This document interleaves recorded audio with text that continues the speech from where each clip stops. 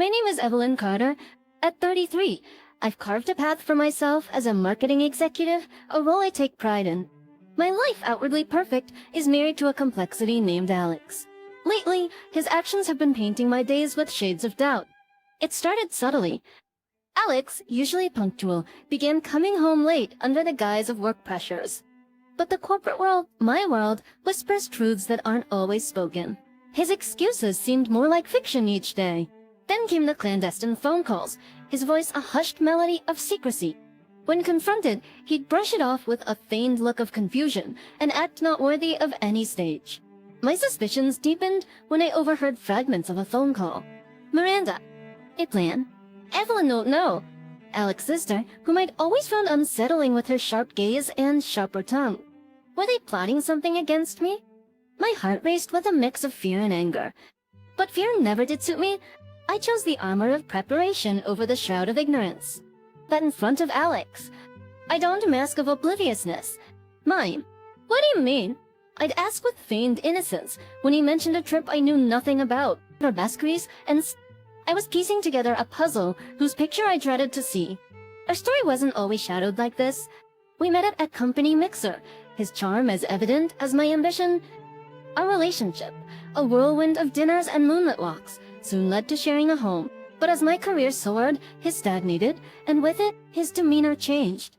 The man I fell for seemed like a distant memory, replaced by a stranger with the same face. I knew confrontation wouldn't peel away the layers of deceit, not yet. Instead, I observed, waited, and planned. Little did Alex know I was no damsel in distress, but a queen strategizing her next move in a game he thought he controlled.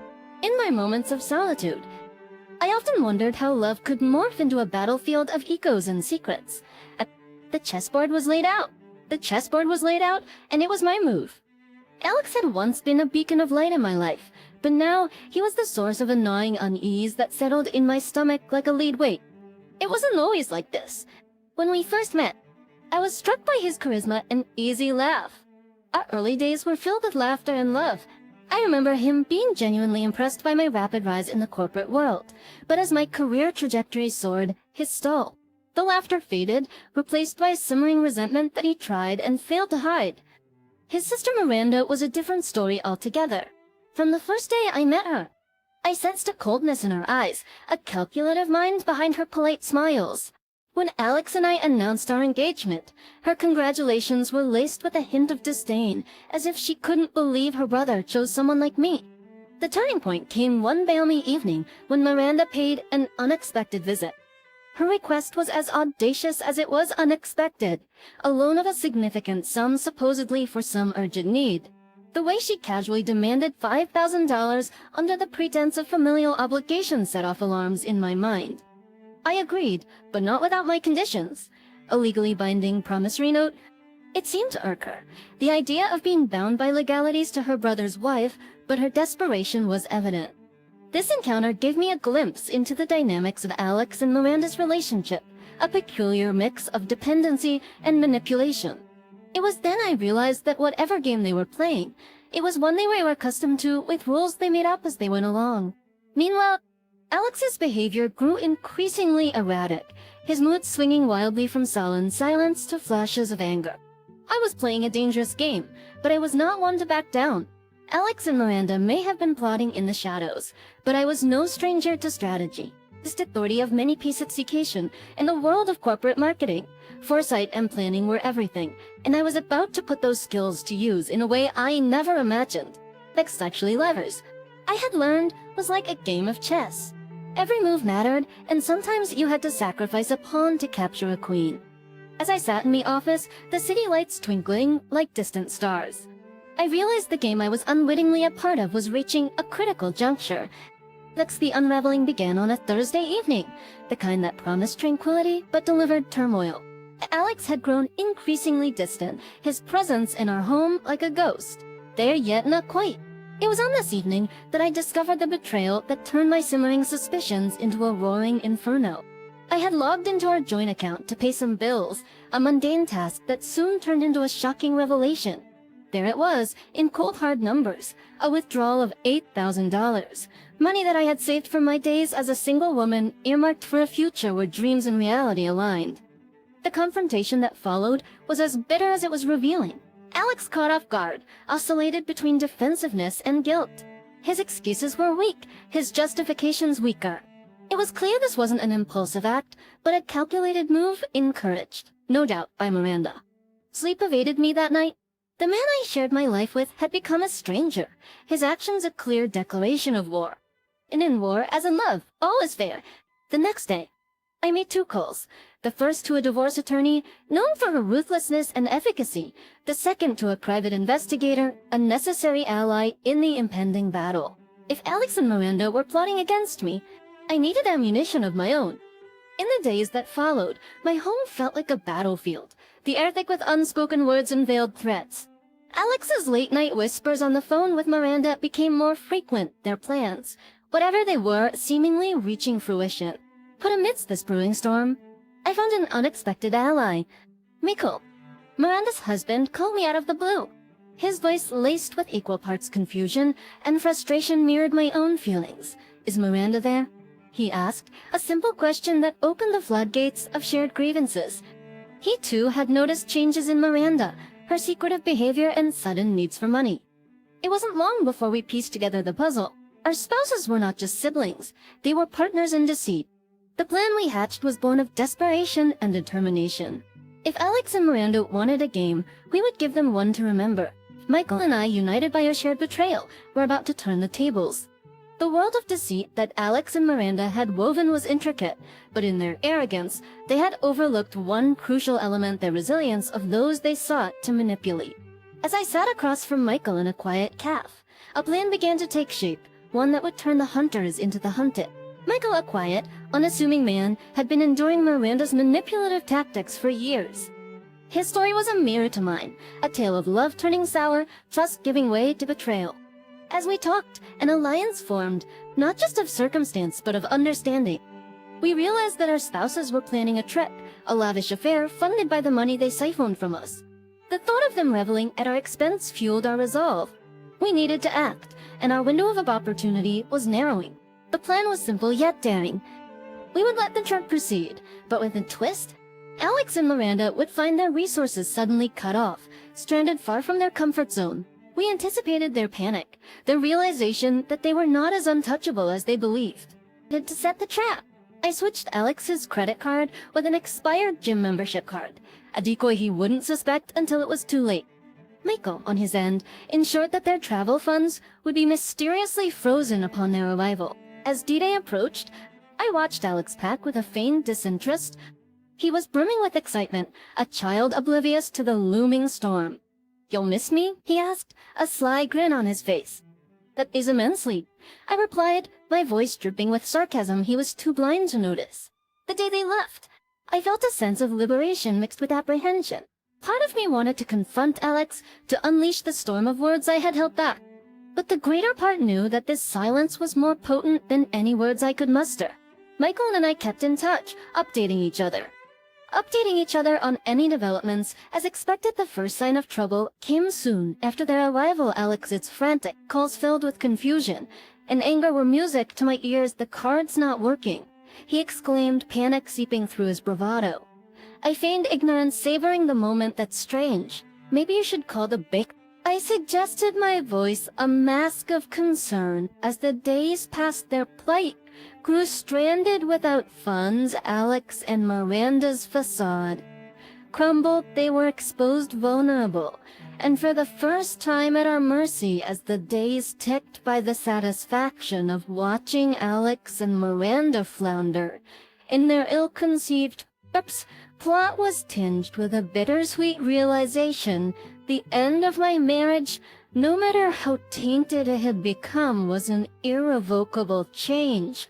To the life I had built, I received sporadic updates from Michael, who managed to keep a stoic front. Despite the chaos unraveling in his own life, our plan had worked better than we had hoped. With their funds inaccessible and their credit cards declined, Alex and Miranda were stranded, forced to face the consequences of their actions. Their calls became more frequent, and increasingly desperate Alex, once so sure of himself, was now reduced to a mix of pleading and threats. "Evelyn, you need to send money. This isn't funny anymore," he demanded during one call. His voice, once sweet and loving, now held a venom that I had become all too familiar with. But I remained unmoved. "I'm sorry, Alex, but I was no longer that person, Evelyn." He began, his voice trailing off. I cut him off, my voice firm. "Save it, Alex." I know everything. The silence that followed was heavy, filled with the weight of unspoken truths and shattered illusions. In that moment, I realized that this was not just a victory for me, but a liberation from a life that was no longer mine. The game was over, and I had emerged not just unscathed, but stronger. The aftermath of Alex and Miranda's ill-fated trip was a period of reckoning, both legally and emotionally. The house that once echoed with laughter and love now reverberated with the cold, hard truths of betrayal and deceit. Alex's turn marked the beginning of a series of confrontations, each more heated than the last. Our conversations, once filled with dreams and plans for the future, were now battlegrounds where words were wielded like swords. But amidst the anger and the hurt, there was an undercurrent of something else: freedom. My meetings with the divorce attorney became a regular part of my routine. Each session was a step towards liberating myself from the shackles of a marriage that had turned toxic. The attorney, a woman of sharp intellect and fierce determination, was my guide through the labyrinth of legal proceedings. Meanwhile, Michael filed for divorce from Miranda. The alliance that had started as a means to an end had blossomed into a friendship grounded in mutual respect and understanding.